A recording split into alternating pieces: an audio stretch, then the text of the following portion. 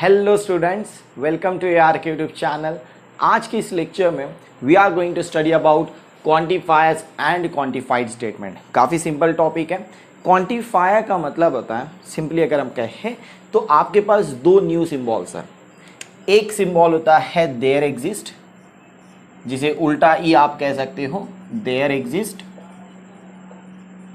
And एक symbol है for all, जिसे हम कह सकते हैं उल्टा ए, फॉर ऑल, या फिर इसे कहा जा सकता है फॉर एवरी।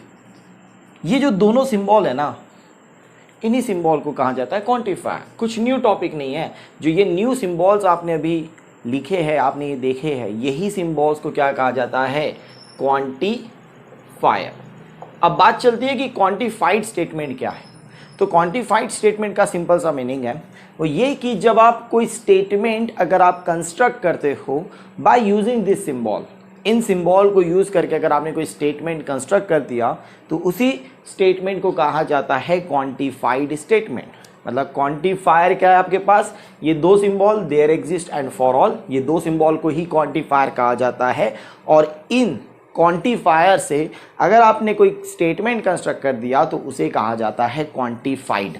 जैसे फॉर एग्जांपल के तौर पे अगर हम देखें, जैसे आप बोल दीजिए there exist x belongs to n such that x minus 4 is equal to 3। तो आप देख सकते हो कि ये हमारे पास एक स्टेटमेंट है, जो स्टेटमेंट किसकी हेल्प से कंस्ट्रक्ट हुआ है? There exist. देयर एग्जिस्ट मतलब क्वांटिफायर। तो इस स्टेटमेंट को क्या कहा जाएगा? Quantified statement.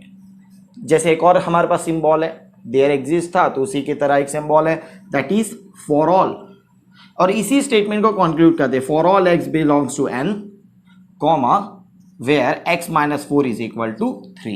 तो ये स्टेटमेंट कंस्ट्रक्ट है by using this quantifier that is for all। तो इस स्टेटमेंट को भी क्या कहा जाएगा? Quantified statement. तो quantified statement is nothing but, आप कोई भी स्टेटमेंट बना लीजिए, अगर आपने क्वांटिफायर की हेल्प से अगर स्टेटमेंट बनाया है तो उस स्टेटमेंट को कहा जाता है क्वांटिफाइड।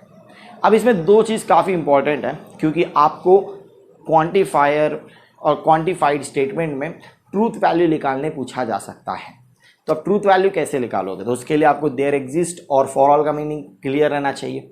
फॉर ऑल का मीनिंग सबके लिए, फॉर ऑल का मतलब क्या होता है? फॉर एवरी, और फॉर एवरी मतलब सबके लिए। तो ये जो x बिलोंग्स टू n कर रहा है ना, यहाँ पर जो हमने लिखा है x बिलोंग्स टू n, आगे जो हमने लिखा है ना, ये कंडीशन है। तो ये जो x है, x बिलोंग्स टू n मतलब नेचुरल नंबर। नेचुरल नंबर कहाँ से स्टार्ट होते हैं? 1, counting number 1 2 3 and so on. तो x की वैल्यू 1 2 3 एंड सो ऑन है। जब आप x की वैल्यू यहां पर सब्सटीट्यूट करोगे, पुट करोगे, तो ये कंडीशन को सेटिस्फाई करना चाहिए। और इंपॉर्टेंट चीज क्या ध्यान में रखना है कि सारे x के लिए, मतलब 1 के लिए भी, 2 के लिए भी, 3 के लिए भी, 4 के लिए भी, अगर एक भी वैल्यू ऐसा रहा ना जिसके लिए वो छूट गया, तो ये स्टेटमेंट फॉल्स रहेगा।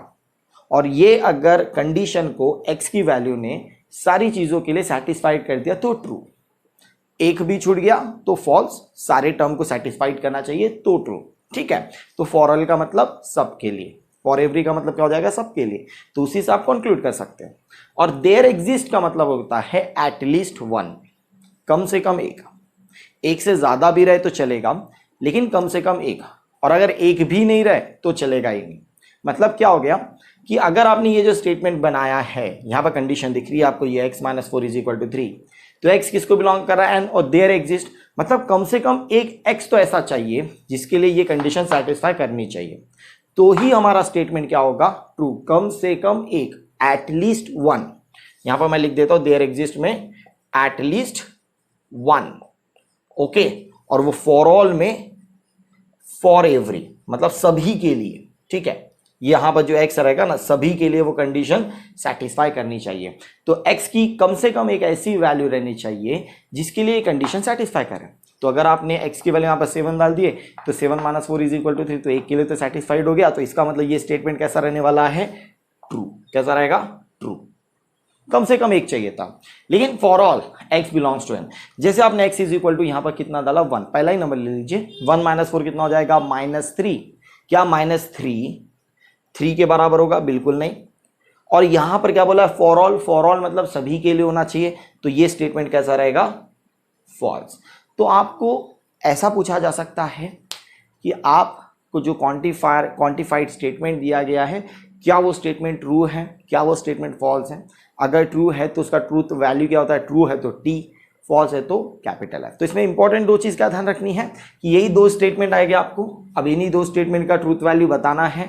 देयर एग्जिस्ट रहा तो इसमें एक सिंपल सी एक चीज़ ध्यान रखना है, ये कंडीशन रहेंगी और x कम से कम एक वैल्यू के लिए सेटिस्फाइड होना चाहिए। अगर एक वैल्यू मतलब कम से कम एक वैल्यू के लिए भी अगर सेटिस्फाइड नहीं हुआ तो ये पूरा स्टेटमेंट क्या हो जाएगा, फॉल्स। ठीक है, फॉर ऑल में ये जो x है ना, ये जो कंडीशन है, ये कंडीशन सारे x के लिए सेटिस्फाइड होना चाहिए। एक भी ऐसा x नहीं रहना चाहिए जिसके लिए छूटे। अगर एक भी x के लिए छूट गया ना तो स्टेटमेंट फॉल्स है, और सारे x के लिए सेटिस्फाइड हो गया तो स्टेटमेंट ट्रू है। तो चलिए इस बेस्ड पे हम ट्रूथ वैल्यू इसके ऊपर किस तरीके से पूछा जाता है, एग्जाम्पल कैसे किया जाता है उसे देखते हैं। So here is our example, if a is equal to 1 2 3 4 5 6 7, हमारे पास एक सेट है a, determine the truth value of the following statement. तो सबसे पहला एग्जाम्पल क्या बोलता है, there exist x belongs to a such that x minus 4 is equal to 3। There exist में क्या होगा कि ये जो कंडीशन है कम से कम एक वैल्यू के लिए, एटलीस्ट वन वैल्यू के लिए वो कंडीशन सेटिस्फाइड होनी चाहिए, तो हमारा स्टेटमेंट ट्रू है। लेकिन अगर एक भी वैल्यू के लिए सेटिस्फाइड नहीं हो रहा तो हमारा स्टेटमेंट क्या होगा, फॉल्स। तो यहां पर देखिए solution number first, there exist x belongs to a such that x minus 4 is equal to क्या बोला गया, 3। अब यहां पर हमारे को एक ऐसा x चाहिए, कम से कम एक x, ठीक है, एक से अगर ज्यादा भी रहे तो चलेगा। अब x की वैल्यू कौन कौन सी है, 1 2 3 4 5 6 7, ये सारी वैल्यू है। अगर आपने 4 डाला तो 4 माइनस 4 कितना होगा, 0। तो ये कंडीशन सेटिस्फाइड होगी क्या, बिल्कुल नहीं। लेकिन अगर आपने 7 देखा, 7 माइनस 4 कितना होता है, 3। तो यहां पर एक x है, वो कौन है, 7। तो for x is equal to 7, for x is equal to 7, x minus 4 is equal to 7 minus 4 is equal to 3. That means for x is equal to 7, जो हमारी कंडीशन है for x is equal to 7, condition जो condition given है is satisfied. Satisfied जो हमारी condition है वो क्या होगी, सेटिस्फाइड। जब कंडीशन सेटिस्फाइड हो गई, और यहां पर क्या बोला था, देयर एग्जिस्ट, कम से कम एक वैल्यू तो भी चाहिए था x का ऐसा जिससे हमारी जो गिवन कंडीशन है ना वो सेटिस्फाइड होना चाहिए। तो देयरफॉर द गिवन स्टेटमेंट, जो गिवन स्टेटमेंट है हमारे पास, क्या स्टेटमेंट है हमारे पास, statement there exist x belongs to a such that x minus 4 is equal to 3। ये जो स्टेटमेंट है वो स्टेटमेंट क्या है, ट्रू। एंड हेंस जब ट्रू है तो इसका जो ट्रूथ वैल्यू है वो क्या हो जाएगा, capital T। That's it, complete. तो यहां पर देखिए x इज इक्वल टू 7 के लिए हमारा कंडीशन क्या हो गया, सेटिस्फाइड हो गया। जब सेटिस्फाइड हो गया मतलब देयर एग्जिस्ट का केस था। देयर एग्जिस्ट में क्या होगा, कम से कम एक वैल्यू चाहिए। अगर एक से ज्यादा भी रहती तो चलता, लेकिन कम से कम कितनी चाहिए, एक। तो एक तो मिल गई ना हमारे को, बस एक का ही काम है, ठीक है। तो हमारा जो कंडीशन है वो सेटिस्फाइड हो गया। सेटिस्फाइड हो जाने के कारण हमारा जो स्टेटमेंट है वो क्या हो गया, ट्रू। और ट्रू होने के कारण उसका ट्रूथ वैल्यू कैसे डिनोट किया जाता है, कैपिटल T से। तो चलिए अब सेकंड एग्जांपल देखते हैं हमारे पास। सेकंड एग्जांपल का सॉल्यूशन क्या बोला गया, for all x belongs to a x plus 1 is greater equal 3। For all x belongs to a मतलब जितने भी x है हमारे पास, सारे x के लिए हमारी ये कंडीशन सेटिस्फाई करनी चाहिए। अगर एक भी ऐसा x मिला जिसके लिए कंडीशन सेटिस्फाइड नहीं करेगा तो हमारा स्टेटमेंट क्या हो जाएगा, फॉल्स। लेकिन अगर सारे x के लिए कंडीशन सेटिस्फाइड करता है तो हमारा स्टेटमेंट हो जाएगा ट्रू। फॉर ऑल में सारा कुछ, देयर एग्जिस्ट में कम से कम एक, ये चीज ध्यान रखना है, ठीक है। तो देखते हैं, अब सबसे पहला पॉइंट ले लेते हैं हम, x is equal to 1। For x is equal to 1, जैसे ही हम इस कंडीशन में x plus 1 is equal greater equal 3 में, ठीक है, ग्रेटर इक्वल मतलब इक्वल 3 भी चलेगा और ग्रेटर देन 3 भी चलेगा, लेकिन लेस देन नहीं चलेगा। 1 डाले, जैसे हमने 1 पुट कर दिए तो 1 प्लस 1 कितना होता है, 2। और 2 क्या इस कंडीशन को सेटिस्फाई करेगा क्या, बिल्कुल नहीं। For x is equal to 1 हमारे पास क्या है, क्या x plus 1 is equal to 1 plus 1 which is 2, which is not greater equal 3, जो ग्रेटर इक्वल 3 नहीं है, जो क्या है, लेस देन 3 है, स्ट्रिक्टली लेस देन 3 है। तो इससे क्या बोल सकते हो, therefore for x is equal to 1 which x is equal to 1 does not satisfy the condition, does not satisfy the condition. ये सेटिस्फाइड नहीं कर रही है कंडीशन को, तो इससे आप ये कह सकते हो कि जो हमारा गिवन स्टेटमेंट है, देयरफॉर द गिवन स्टेटमेंट, क्योंकि कम से कम एक नहीं चलेगा, यहाँ पर सारे वैल्यू के लिए चाहिए था। जैसे अगर आप 2 डालते तो 2 + 1 कितना हो जाता, 3, और इक्वल 3 तो चलता है ना हमारे को, क्योंकि यहाँ पर ग्रेटर इक्वल बोला, तो उसके लिए वो कंडीशन ट्रू है। अगर हम 3 डालें तो 3 + 1 कितना होता है, 4, 4 इज ग्रेटर दैन 3, तो वो भी कंडीशन हमारे को चलती। लेकिन x = 1 जैसे हमने यहाँ पर पुट किया, तो इसके लिए जो केस है ना वो फेल हो गया, और जब फेल हो गया तो हमें क्या बोला गया था, फॉर ऑल। तो फॉर ऑल के लिए जो हमारा गिवन स्टेटमेंट है वो क्या हो जाएगा, स्टेटमेंट इज फॉल्स, और फॉल्स होने के कारण उसका जो ट्रूथ वैल्यू एंड हेंस इसका जो ट्रूथ वैल्यू है, ट्रूथ वैल्यू वो is capital F। Okay, now next example, third, for all x belongs to a, 8 - x is less equal 7। अब फॉर ऑल फिर से बोला है, फॉर ऑल में क्या चीज़ ध्यान रखना है, सभी के लिए। अगर एक भी छूट गया तो स्टेटमेंट फॉल्स है, अगर सभी आ गए तो स्टेटमेंट ट्रू है। तो यहाँ पर देखते हैं कि हमारे को कंडीशन क्या बोली, 8 - x लेस इक्वल 7। x की वैल्यू क्या है, 1 से लेकर 7 तक है, और लेस इक्वल बोला है मतलब 7 भी चाहिए और 7 से कम वाले भी चाहिए। जैसे आपने x की वैल्यू यहाँ पर 1 पुट की है, तो 8 - 1 कितना हो जाएगा, 7, और 7 = 7 तो हमें चाहिए था, तो वो कंडीशन, उसके लिए कंडीशन क्या हो जाएगी, ट्रू। 2, जैसे आपने x की जगह 2 डाला, 8 - 2 कितना हो जाएगा, 6, जो कि 7 से काफ़ी छोटा है, तो वो भी चलेगा, क्योंकि वो कंडीशन तो वही बोला, लेस इक्वल 7।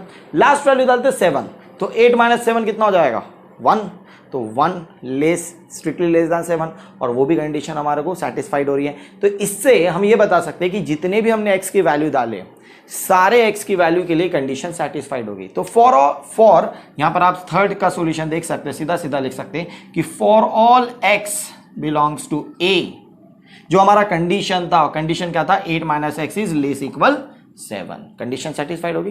तो जिससे हम ये कह सकते हैं कि हमारा जो गिवन स्टेटमेंट है, ये जो गिवन स्टेटमेंट है ये क्या है, ट्रू। और जब गिवन स्टेटमेंट ट्रू है तो इसका जो ट्रूथ वैल्यू होता है and hence its truth value is capital T।